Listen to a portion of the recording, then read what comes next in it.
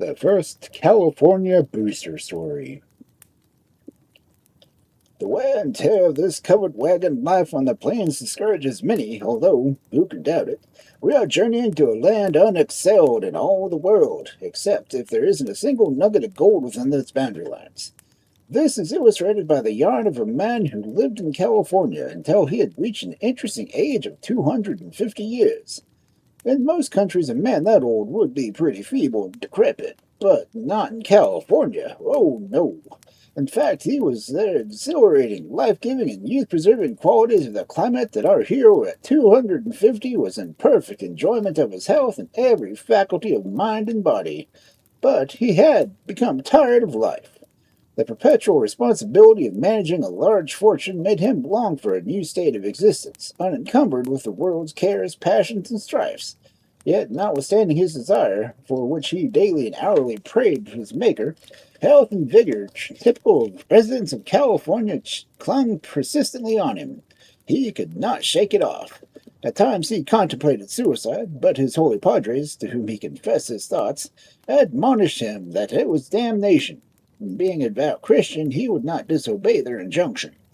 A lay friend, however, no doubt the heir to his estate, with whom he daily consulted on the subject, at last advised him to a course which he thought would produce the desired result. It was to make his will and then travel to a foreign country.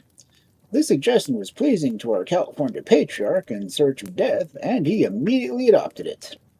He visited a foreign land, and very soon, in accordance with his plan and wishes, he fell sick and died.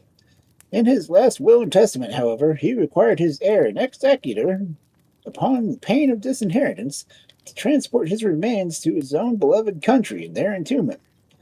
This requisition was faithfully complied with. The body was interred with much becamped pomp and ceremony as in California. The prayers were duly rehearsed in all the churches for the rest of his soul. He was happy, it was supposed, in heaven, where for a long series of years he had prayed to be, and his heir was happy that he was there. But who can safely mock Providence? Being brought back and interred in California soil, with the health-breathing, youth-preserving California zephyrs rushing over his grave, the energies of life were immediately restored to his inanimate corpse. Herculean strength was imparted to his frame, and bursting the prison walls of death, he appeared before his chapfallen heir investor with all the vigor and beauty of early manhood.